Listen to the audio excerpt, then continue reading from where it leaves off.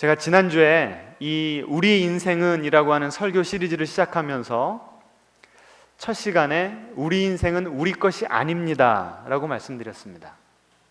내 인생이 내 것인 줄 알고, 내 자식이, 내 사업이 내 것인 줄 알고 붙잡고 있을 때 불안할 수밖에 없고, 주님께서 아무리 우리에게 기쁨과 평안함을 주시려고 해도 그 집착 때문에 우리 마음 가운데는 그런 것들이 자리 잡을 수가 없다고 말씀드렸습니다. 하나님, 내 인생 주님 것이지요 라고 오히려 맡겨드릴 때 주님께서 우리 인생을 책임져 주시고 인도해 주시면서 우리 마음 가운데는 막혔던 기쁨과 평안함이 다시 샘솟게 된다고 말씀을 드렸습니다. 오늘은 두 번째 시간입니다. 한번 따라해 보실까요? 우리 인생은 사랑이 목적입니다. 사랑받기 위해 태어났다고 했는데 바로 그 사랑이 우리 인생의 목적이라고 하는 것입니다. 오늘 이 본문에 보시면 만물이 주에게서 나오고, 그건 지난주에 제가 다뤘고요. 주로 말미암고, 다음 주에 다룰 것이고요. 다다음 주에 주에게로 돌아갑니다. 이것이 이제 우리가 오늘 좀 초점을 맞춰볼 그 말씀입니다. 우리 인생은 하나님께로부터 왔고, 이 일평생 주어진 인생을 잘 살다가 결국 하나님께로 돌아가는 것이 우리 인생에 정해진 이치입니다.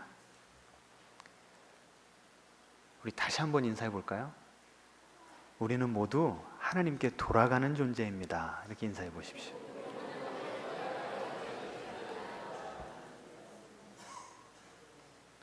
기분이 어떠세요? 예? 아직은 갈 때가 아닌데요, 이거예요? 예수님께서 이 인생의 자명한 진리를 파악하고 계셨고, 그 진리 위에서 예수님께서는 그분의 인생과 공생애를 살아가셨습니다. 요한복음 16장 28절에 보시면 예수님께서 이렇게 말씀하셨습니다. 내가 아버지께로 나와서 세상에 왔고 다시 세상을 떠나 아버지께로 가노라. 이것이 예수님의 인생만 그런 것이 아니고 우리의 인생도 그렇다는 것입니다. 예수님 보세요. 이 땅에 오시기 전에 성부 하나님, 성령 하나님과 완벽한 그 조화 가운데, 완벽한 사랑의 관계 가운데 계셨습니다. 관계가 그분의 인생에, 그분의 그 존재의 핵심에 있었습니다. 이 땅에 오셨습니다. 하나님 아버지와의 지속적인 친밀한 교제 가운데 그 교제로부터 예수님의 사역이 흘러나갔습니다. 그래서 가르치시고 마귀를 내쫓으시고 병자들을 고치시는 것이 예수님 스스로 이것은 내 사역이다라고 붙잡은 것이 아니라 하나님과의 그 충만한 만남 가운데 내 마음 가운데 그 은혜가 흘러 넘치니까 그 사랑을 많은 사람들과 나누면서 예수님의 사역이 진행된 것이었습니다. 그리고 예수님께서 십자가에 달려 돌아가시고 부활하시고 승천하신 다음에는 지금 그리고 영원토록 하나님 아버지와 또 성령님과 삼위일체 안에서 또다시 교제, 이 관계를 누리고 계십니다. 그렇다고 한다면 우리의 인생도 하나님으로부터 왔고 이 세상을 살면서 하나님께서 우리에게 맡겨주신 사명을 감당할 것이고 그 사명을 다 감당한 후에는 하나님 앞에 서서 그 다음부터는 하나님과 함께 영원이라고 하는 시간을 보내게 될 것입니다. 자, 그렇게 보면 사역이 중요합니까? 관계가 중요합니까? 영원부터 영원까지 우리가 누릴 것은 관계입니다. 그리고 이 사역이라고 하는 것은 우리가 육신을 입고 있는 이 인생에서만 우리가 감당해내면 되는 것입니다. 그런데 우리 많은 크리스찬들이, 신실한 크리스찬들조차도 하나님과의 관계보다는 하나님을 위해서 하는 사역에 더 힘을 쏟고 더 관심을 두고 가치를 둘 때가 많다는 것입니다. 제가 오늘 이 주보에다가 좀 영어를 좀 써놨는데 이해해 주시기 바랍니다. 이 첫 번째 포인트, 우리 인생은 주님께 돌아갑니다라고 하는 그 포인트 바로 밑에 크레이그 키너라고 하는 그 분이 하나님의 음성 들은 내용을 써놨습니다. 이 키너라고 하는 분은 제가 지금 공부하고 있는 그 에스베리 신학교에서 신약을 가르치고 있는 교수님입니다. 이분이 세계적으로 유명한 학자라서 책도 많이 쓰셨고 또 신학교 안에서도 그 학생들에게 인기가 좋은 그런 교수님이세요. 그런데 바쁘게 사역을 하고 계시던 어느 날 기도 가운데 하나님께 이런 음성을 들었다고 합니다. 제가 읽고 해석을 해드리겠습니다. My son, you will not always have this ministry or that ministry. 내 아들아, 지금 하나님께서 이 교수님을 뭐라고 부르셨다고요? 키너 교수야 라고 부르셨습니까? 아니에요. 내 아들아 라고 부르셨어요. 그리고 나서 너는 지금 이 교수로서의 사역을 감당하고 있지만 이런 사역을 언제나 네가 감당하지는 않을 거다라고 말씀하신 거예요. These gifts will pass away when you stand before me. 네가 너의 인생을 다 마치고 내 앞에 설 때 내가 너에게 준 그런 그 재능들 그리고 그 재능으로 감당한 너의 사역은 모두 다 pass away. 어떻게 돼버린다고요? 다 지나갈 것이다. But you will always be my son. 하지만 너는 항상 영원히 뭐라고요? 나의 아들이 될 것이다. 여러분, 우리가 아침에 일찍 일어나서부터 밤 늦게 잠들 때까지 열심히 일하잖아요. 왜 그래요?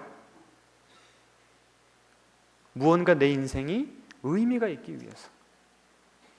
내 인생을 돌아봤을 때 내가 인생 헛살았구나 라고 하는 후회하지 않기 위해서 열심히 일하는 거 아니에요? 그런데 하나님께서 뭐라고 말씀하시냐면 그렇게 열심히 일하면서 쌓아놓은 사회적인 지위, 업적, 돈, 명예 이런 것들은 하나님께서 우리를 다시 부르실 때 어떻게 해야 된다는 거예요? 이 세상에다 다 놓고 가야 된다는 거예요. 내가 하나님의 부르심을 다시 받았을 때 하나님 앞에 섰을 때 남는 것은 뭐 하나밖에 없다고요? 하나님과 나와의 관계밖에 없다는 것입니다. 여러분, 너무나 명백한 진리인데 우리는 매일 이것을 잊어버리고 살아갑니다. 열심히 살아가면서 좋은 일을 많이 하면서 가장 좋은 것은 놓치고 산다는 것입니다. 우리가 하나님께 다시 부르심을 받을 것이다 라고 하는 그 진리를 정말 항상 의식하면서 살아간다면 어떤 일이 벌어지냐면 우선순위가 재정립되기를 시작합니다. 예수님 보시면 예수님은요, 아무리 바쁘셔도 아무리 불러주는 데가 많아도 항상 아침 첫 시간을 누구와 보내셨습니까? 하나님 아버지와 독대하시면서 1대1의 만남을 가지셨습니다. 그분의 사역은 하나님과 그 친밀한 관계 가운데 그 하나님의 사랑에 흠뻑 젖은 거기서부터 예수님의 사역은 시작된 것이었습니다.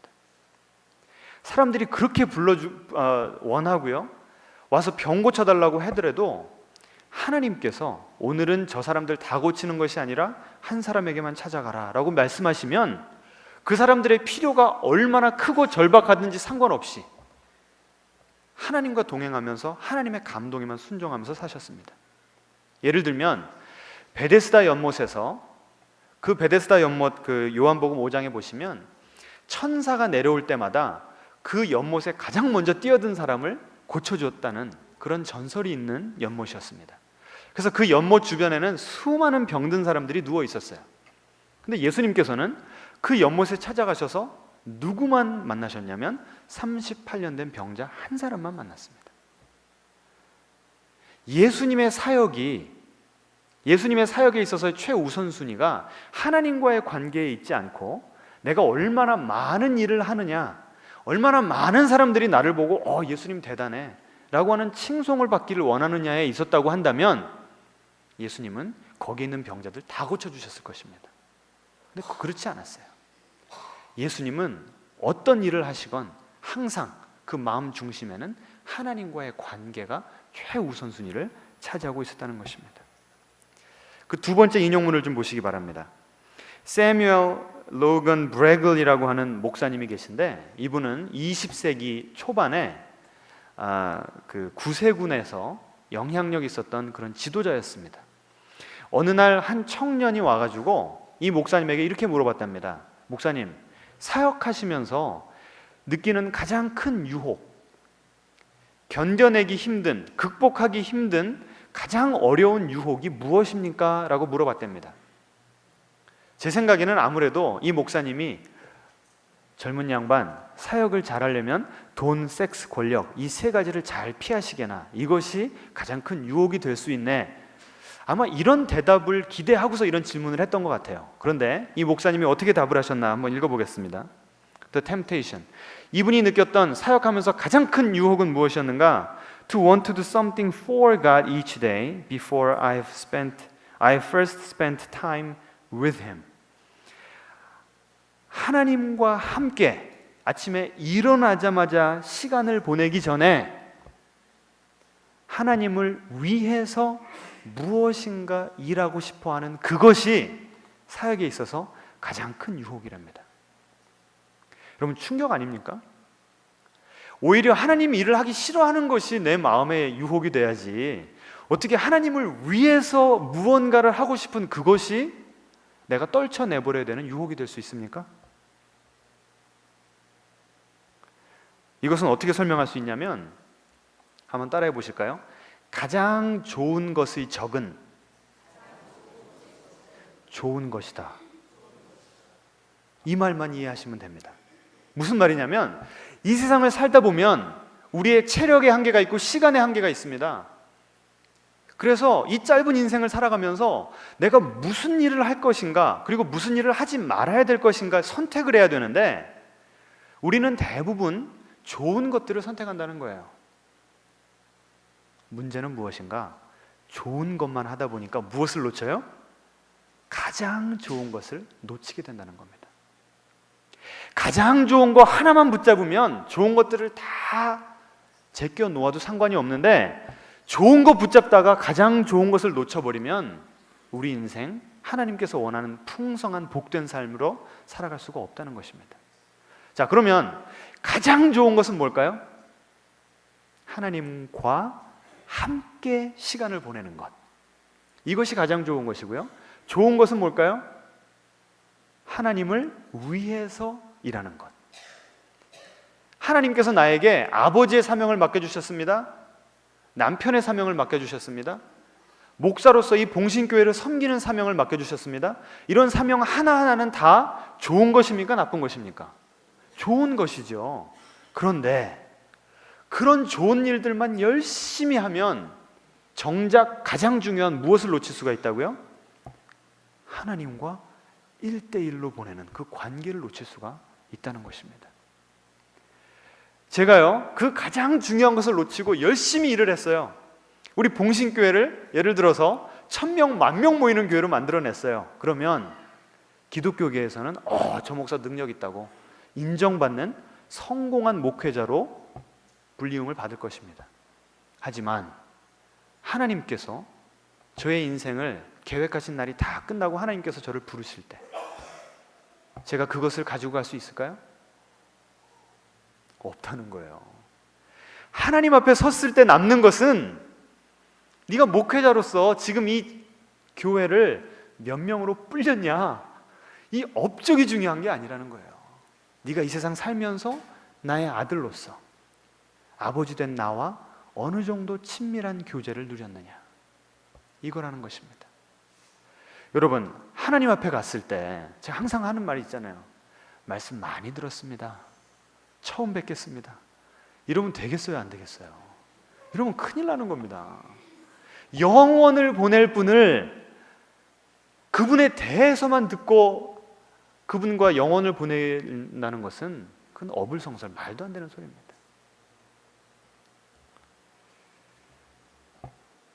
제가 이렇게만 말씀드리면 아유, 참 듣기 좋은 말인데 이것이 나의 인생에 실제적인 어떤 도움이 될까라는 생각을 하시는 분들이 계실 것 같아서 제가 세 번째 포인트를 잡아놨습니다. 이 한국 사회에서 점점 이 번아웃, 소진되는 상태, 이런 소진의 증상을 느낀 채로 하루하루를 살아가는 분들이 점점 늘어나고 있습니다. 이 번아웃 증상이라는 것은 무엇인가?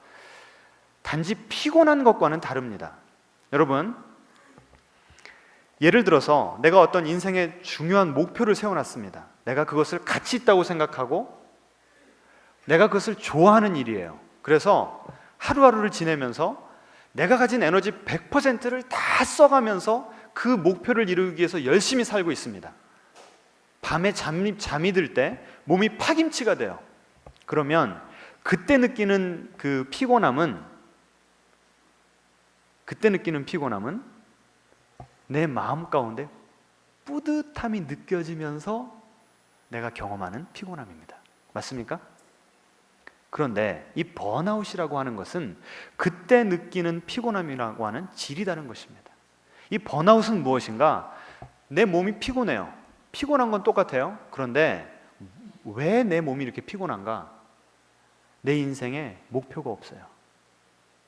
내 인생이 어디로 갈지 방향이 정해지지가 않았어요.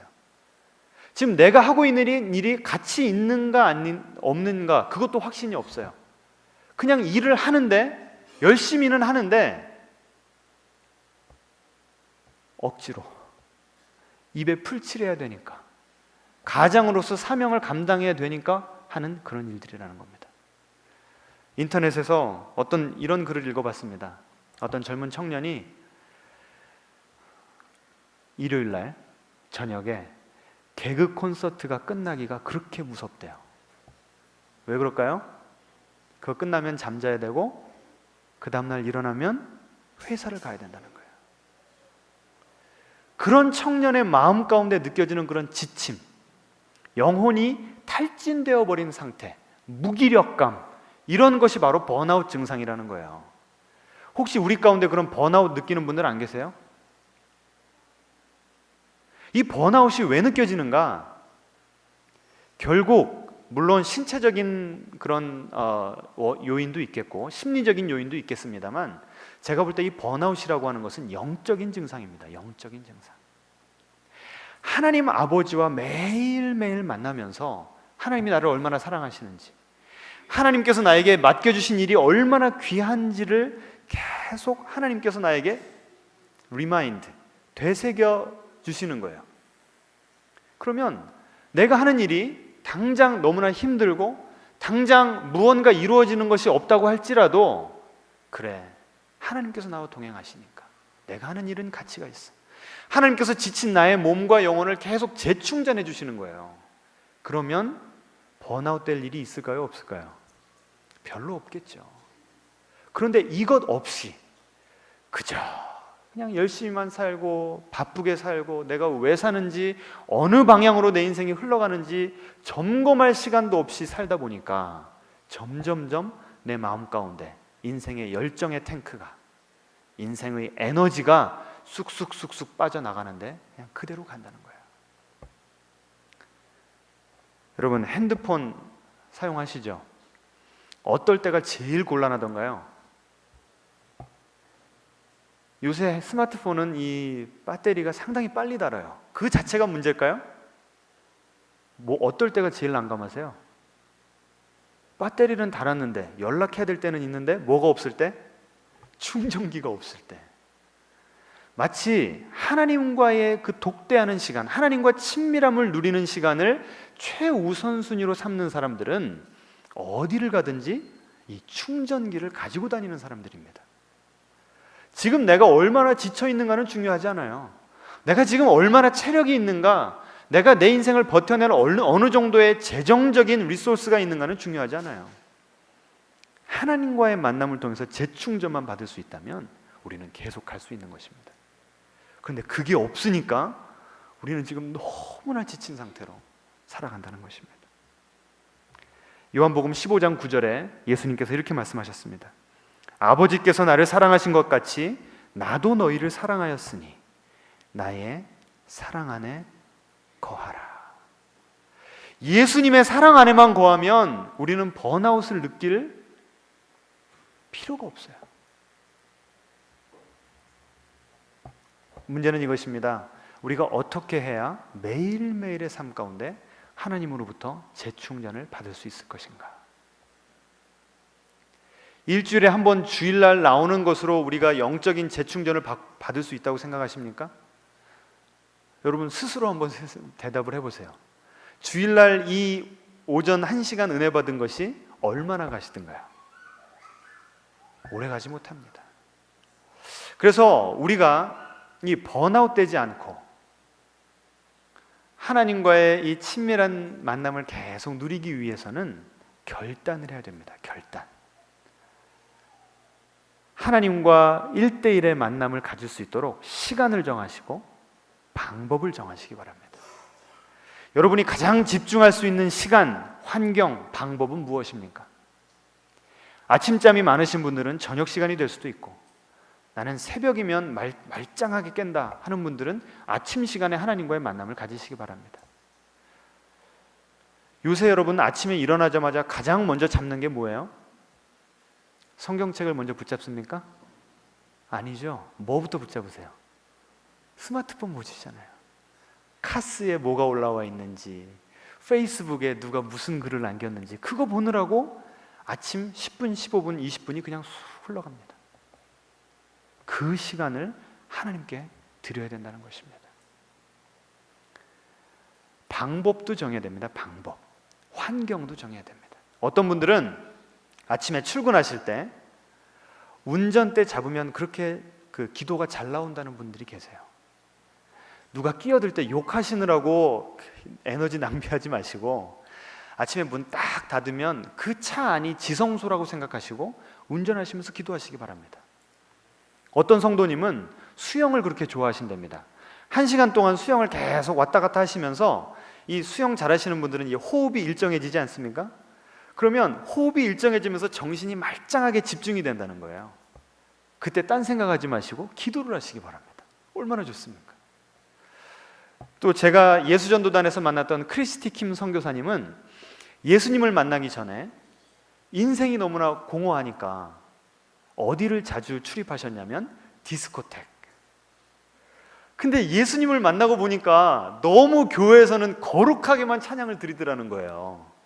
그래서 이분은 하나님을 만날 때 하나님께 기도하고 찬양하는 것을 어떤 방법을 취했는가? 문 딱 걸어 잠그고 귀에다가 신나는 찬양 탁 켜놓고 춤추기를 시작했다는 거예요. 땀이 쫙 나면서 그 하나님의 임재가 느껴지는데 그렇게 기쁘더라는 거예요. 하나님 앞에서 다윗처럼 얼마나 열심히 춤을 췄으면 바지가 흘러내릴 정도로 그렇게 하나님을 기뻐하면서 춤췄던 그런 방식으로 하나님을 예배하니까 건강에도 좋고 스트레스도 풀리고 하나님을 충만하게 경험하는 너무나 은혜로운 시간이더라고 간증하는 것을 들었습니다. 음악을 들으면서 하셔도 좋고 말씀을 묵상하시다가 기도를 하셔도 좋고, 여러분 방법은 너무너무나 많습니다. 여러분 어떻게, 언제, 어떤 환경 가운데 하나님을 만나시렵니까? 오늘 이따 기도하실 때 한번 하나님과 다시 한번 약속을 하시길 바랍니다. 아유, 저는 작심삼일인데요. 그러면 며칠마다 한 번씩 다시 작정을 하시면 돼요? 예, 계속 그렇게 하시면 됩니다. 포기하지 마시고. 어떤 분들은 그래요. 아니, 하나님께 내가 나가서 기도할 때마다 막 눈물이 나오고 하나님의 임재가 느껴지면 그러면 내가 나가겠는데, 이거 뭐 성경을 읽어봐도 밋밋하고 기도를 하려고 해도 자꾸 잡생각만 나고. 여러분 그럴 때는 어떻게 해야 돼요? 저는 그 질문을 던져놓고서 저 연애할 때 생각이 났어요. 제 대학 선배가 저와 제 와이프를 소개를 해줘서 만났는데요, 처음 만났는데 정말 썰렁했습니다. 두 번째 만났는데 그래도 서먹서먹했어요. 그런데 워낙 저희를 엮어준 그 선배를 둘 다 존경했던 터라 선배가 보고 좋은 사람이라니까 괜찮은 사람이겠지 하고 3번, 4번, 5번 만나니까 조금씩 마음이 열리더니 불이 붙기를 시작하더라고요. 하나님과의 만남도 마찬가지입니다. 오래간만에 누구를 만나면 서먹서먹해요. 서먹서먹합니다. 그런데 그래도 계속 지속적으로 의지적으로 만나세요. 그러면 조금씩 우리 마음 가운데 하나님을 향해 있었던 그 아이스가, 그 얼음이 점점점 깨지면서 하나님과의 그 친밀함, 따뜻한 하나님의 음성을, 하나님의 가슴을 느낄 수 있게 됩니다. 여러분 좀 도전해 보시겠습니까? 예, 감사합니다. 이렇게 하나님과의 만남을 최우선 순위로 잡게 되면 내가 하나님과 만나는 사이에 하나님께서는 우리의 일을 대신해 주십니다. 한번 따라해 볼까요? 사랑이 목적일 때 열매는 저절로 맺힙니다. 요한복음 15장 5절에 예수님께서 이렇게 말씀하셨습니다. 나는 포도나무요 너희는 가지라. 그가 내 안에 내가 그 안에 거하면 사람이 열매를 많이 맺나니 나를 떠나서는 너희가 아무것도 할 수 없습니다. 왜 우리는 하나님의 사랑 안에 거하는 것은 별로 중요하게 생각하지도 않고 많은 열매만 거두려고 그렇게 열심히 살아갑니까? 여러분 그렇게 살다 보니까 여러분의 인생을 뒤돌아보면 이뤄놓은 것이 많으시던가요? 마치 바람을 잡는 것 같은 그런 인생 아닙니까? 그런데 하나님과의 만남을 최우선 순위로 삼고 그분과 매일 30분, 1시간씩 만나면 당장은 그 시간에 잠을 자야 되는데 못 자니까 손해보는 것 같고 좀 뒤처지지 않게 책이라도 읽어야 되는데 못 읽으니까 손해보는 것 같지만 뒤돌아보면 하나님께서 예상하지 못했던 좋은 아이디어들을 떠오르게 해주시고 좋은 사람들을 만나게 해주시고 생각지도 않았던 기회가 나에게 찾아오게 되는 그런 축복을 허락하심을 믿으시기 바랍니다. 이런 건 경험해 본 분들만 아실 것입니다. 오늘 좀 말씀을 맺도록 하겠습니다. 오늘 점심 식사도 없기 때문에 좀 예배를 일찍 끝내드리려고 합니다. 저는 오늘 이 설교를 준비하면서 계속 제 마음 가운데 좀 떠오르는 찬양이 있었어요. 저 장미꽃 위에 이슬. 찬양 아시죠? 가사를 좀 제가 불러드릴게요. 저 장미꽃 위에 이슬 아직 맺혀있는 그때에 귀에 은은히 소리 들리니 주 음성 분명하다. 아침 일찍 아직도 그 이슬이 그 꽃 위에 맺혀 있는 그때에 우리 주님이 우리를 만나고 싶으셔가지고 우리를 찾아오신다는 거예요. 우리를 너무나 그리워하시고 그냥 우리의 힘든 인생을 그대로 보듬어주고 싶으셔가지고 우리를 아침 일찍부터 찾아오신다는 거예요. 주님 나와 동행하면서 나를 친구 삼으셨네. 이 가사를 영어로 보시면 훨씬 더 은혜가 됩니다. 영어로 이렇게 나왔어요. He walks with me and he talks with me. 그분은 나와 함께 걸으시고 나와 함께 대화를 나누어 주시는 분입니다. 그리고 He tells me I am His own. 예수님께서 나에게 뭐라고 말씀하시냐면 너는 내 거야 라고 말씀하신다는 거예요. 여러분 그가 나를 친구 삼으셨네 하는 것과 예수님이 우리를 보시면서 너는 내 거야 하는 거랑 어느 게 더 친밀해요?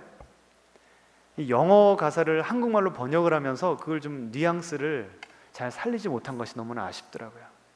아침 일찍부터 찾아오셔가지고 하나님께서 너는 내 아들이야. 너는 내 사랑하는 자야. 그렇게 우리와 친밀한 교제를 나누고 싶어 하시는데 우리는 뭐가 그렇게 바쁘다고 주님 나중에 그러면서 우리가 하는 모든 일들이 주님의 영광을 위해서 하게 달라고 기도하면서 바쁘게 뜁니다. 주님을 외롭게 하고 있지는 않습니까? 주님이 우리를 보면서 야 내가 네가 지금 그립다. 하나님께서 그렇게 말씀하시진 않으실까요? 우리 서로 받은 그 기쁨은 알 사람이 없도다. 하나님의 그 따뜻한 음성을 들으면요 그 기쁨 형언할 데가 없습니다. 우리 찬양 같이 좀 부르시면서 하나님 이 시간 나의 마음 가운데 좀 찾아오세요. 나의 밋밋한 가슴 가운데 찾아오셔서 당신의 그 뜨거운 가슴을 좀 보여주세요. 당신의 음성을 들려주세요. 기도하는 마음으로 우리 같이 찬양하면 좋겠습니다. 만물이 주님께로 돌아감이라. 우리의 인생이 결국 주님께로 돌아갈 것인데 우리가 주님 앞에 서게 될 때 우리의 사회적인 지위, 우리가 얼마나 훌륭한 부모였는지, 우리가 얼마만큼의 재산을 모았는지, 우리 교회를 위해서 얼마나 봉사했는지. 물론 하나님께서는 이런 모든 것들을 기억하시지만 하나님께서 가장 눈여겨보시는 것은 하나님과 우리와의 관계, 우리가 주님의 아들, 우리가 주님의 딸임을 다시 한번 깨닫습니다. 하나님과의 관계가 그렇게 중요하다고 한다면, 영원한 가치가 있다고 한다면, 하나님, 우리의 인생이 바뀌어야 됨을 다시 한번 깨닫습니다. 우리의 시간을 들여서 의도적으로 주님을 만나는 것이 우리 하루의 일과가 되게 하시옵소서. 일상의 리듬이 될 수 있도록 도와주시옵소서. 그래서 번아웃된 상태로 억지로 하루하루를 쥐어짜며 살아가는 것이 아니라 주님께로부터 받는 그 은혜와 사랑과 열정, 이것으로 매일매일 충만케 되고 재충전되어서 주님께서 맡겨주신 사명을 승리하며 감당할 수 있도록 주님 인도하여 주시옵소서. 주님과 함께 시간을 보내기 전에 주님을 위해서 어떤 일을 하고 싶은 그런 유혹을 잘 극복해낼 수 있도록 하나님 우리와 함께하여 주시옵소서. 우리가 주님께 나아갈 때 주님 우리에게 음성을 들려주시고 지혜를 내려주시고 주님의 우리를 향한 그 간절한 마음을 우리가 느낄 수 있도록 하나님 인도하여 주시옵소서.